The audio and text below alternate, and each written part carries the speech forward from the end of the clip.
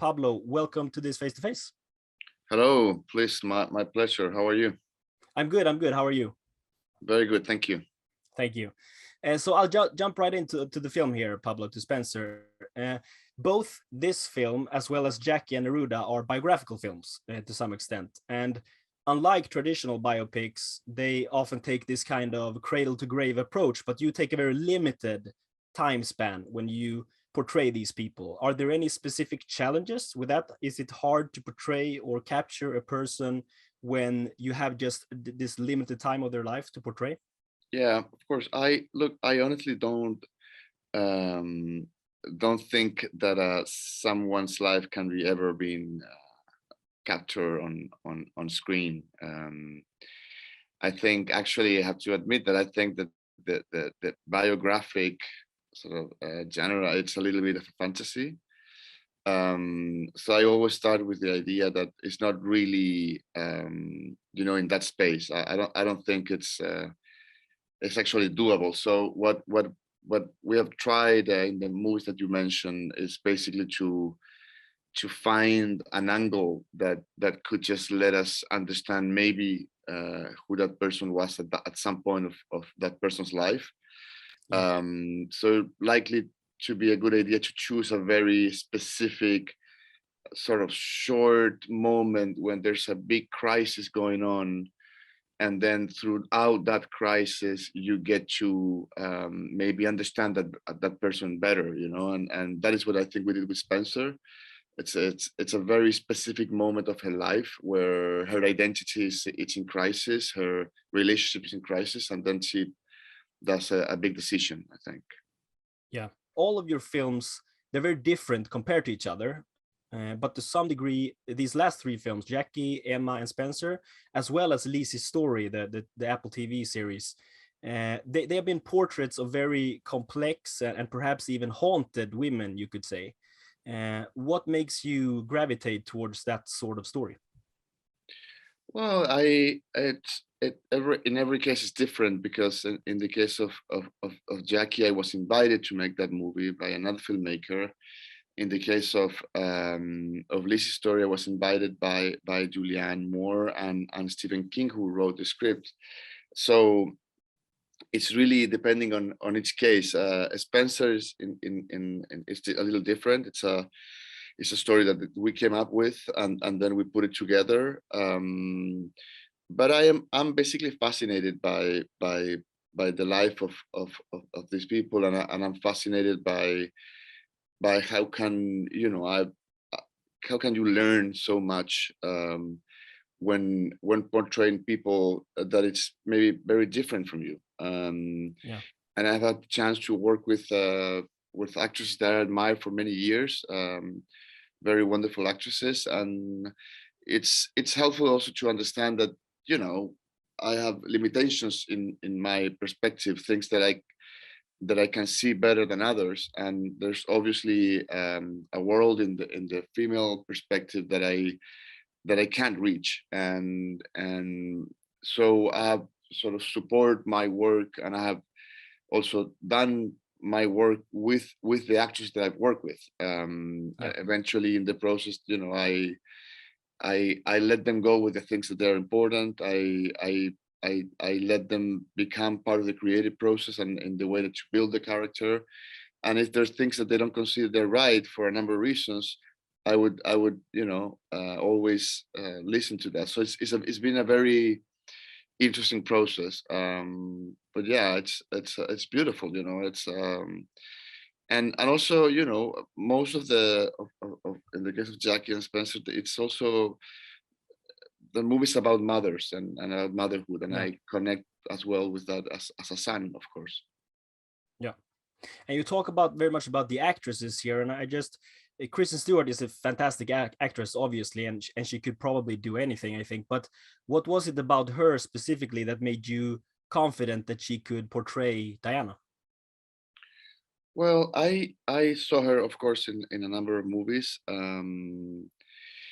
but the thing is that before thinking on Kristen herself, but I understood researching and kind of getting into Diane's life is that she was incredibly mysterious. There are many things that we think we know about her, but we don't really know much, I think, about Diana. There's a lot of information, countless books and TV shows and a number of things, but I don't really, I don't think you actually know well who she was, and that's something that you look for in an actress. You know, that there's that mystery should exist in the screen, and I think Kristen can do that. She's not only a very skillful actress, but it's also someone that can play something that is undescribable, and she always keeps Yeah. something inside, and so it's a very strong interaction.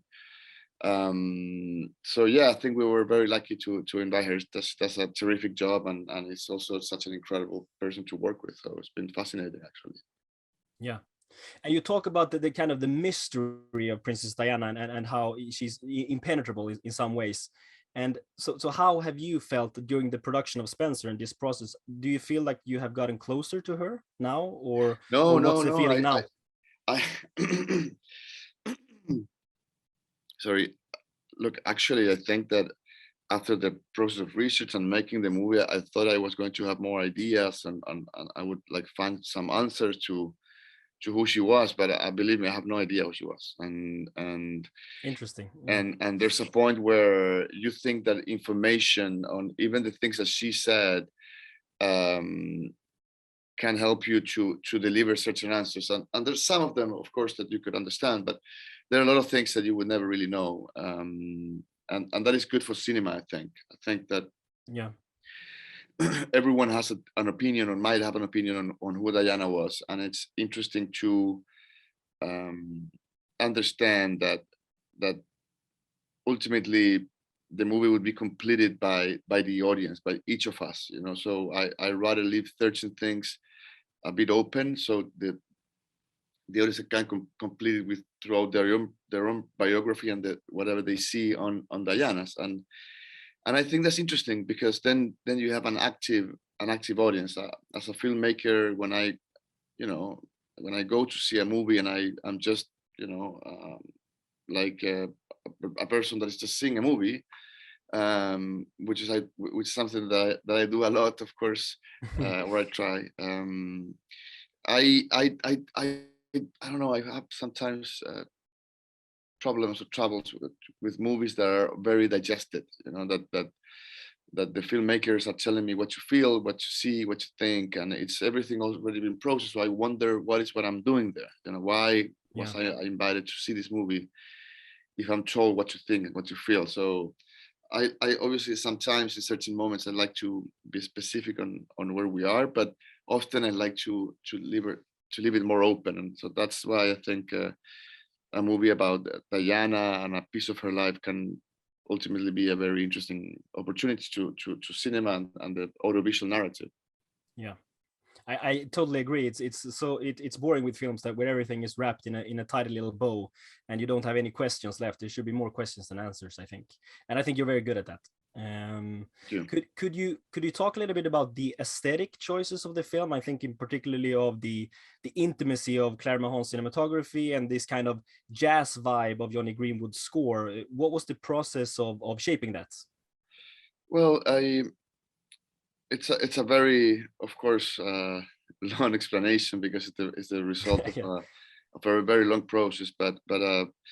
But yeah, it was done with Guy Hendricks Diaz, our production designer, and Claire Mathon in the visuals, and it was a very, you know, precise process, and I value their sensibility because they brought a lot to this movie. And in my perspective, what I tried to do was to really try to avoid as many of you know, like, how do you call, like, audiovisual fireworks, right? And be very Yeah. simple, straightforward, and go to the story, and be very into the actors, and specifically with her. I wanted that from a very specific scene that we call the pearl soup scene and on, um, everything that the audience would be experiencing would be from her perspective, from her angle.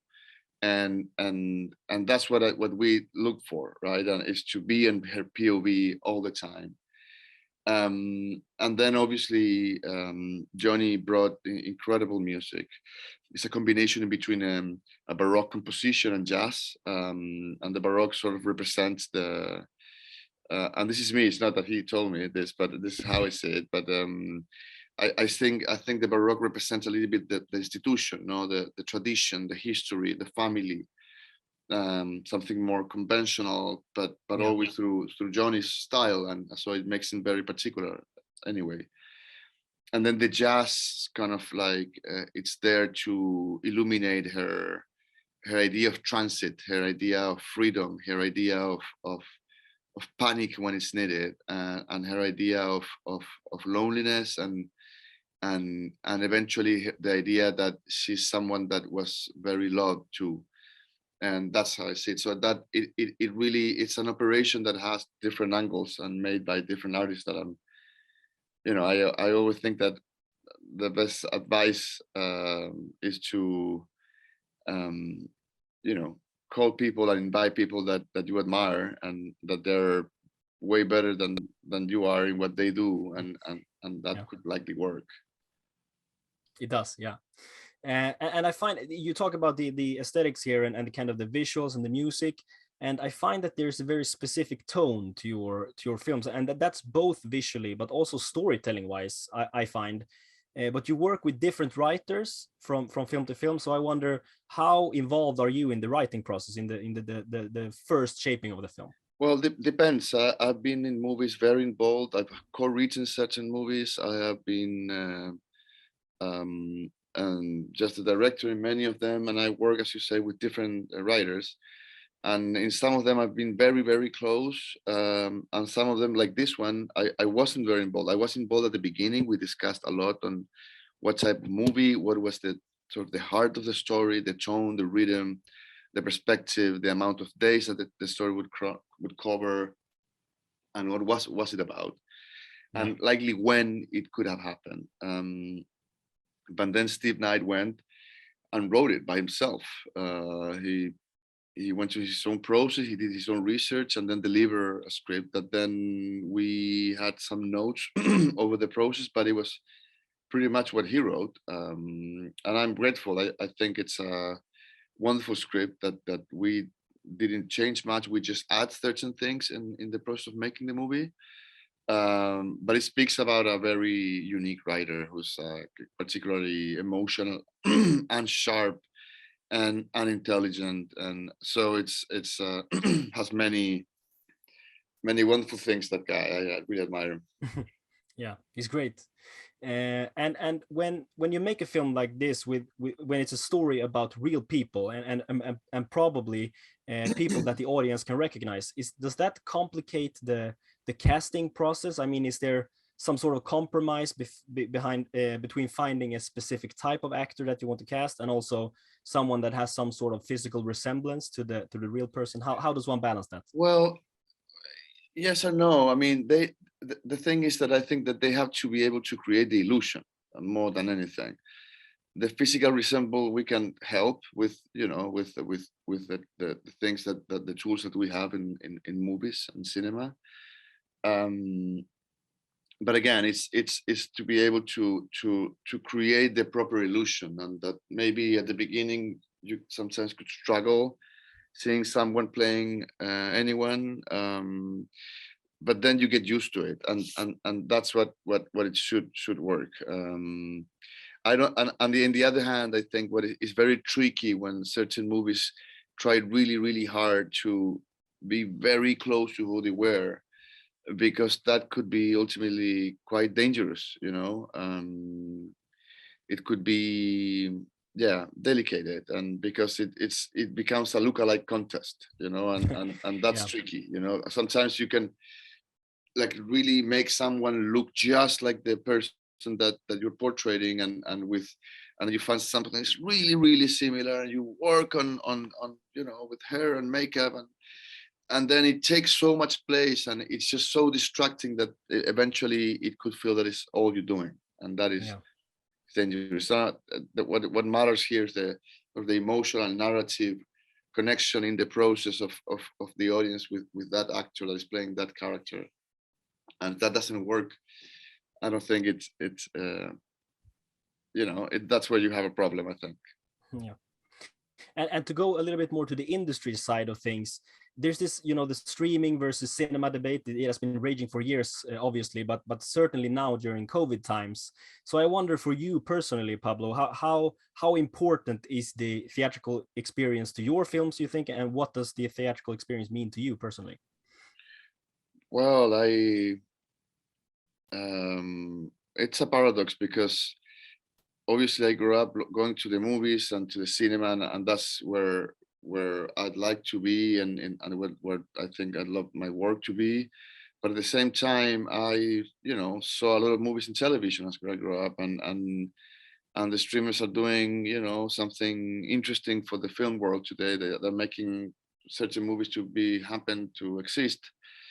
Um, but I don't think you can exchange the experience in cinema with anything. It's not tradable, I think. And so it's a bit of both things. It's a sweet and bitter thing. I personally, when I make a movie, I think that it will be projected on a bigger screen, and I think that it's not just what you wish for, is also related to the crafting. I think that when you know that a movie will only be shown on a television, you have a different type of attention from the audience, and then thereafter you need to do certain things that you would likely do different for the bigger screen, and that it's related to the to the crafting itself, or like how long is a shot, how loud is the music, where is the music going, are we hearing this or not, are we going with wider or tighter lenses. It's different when you work for the small screen to the big screen, and not every movie have the same transit towards to the big screen, or vice versa. So it's a complicated thing, but for sure, in any case, Spencer was made for ideally the big screen.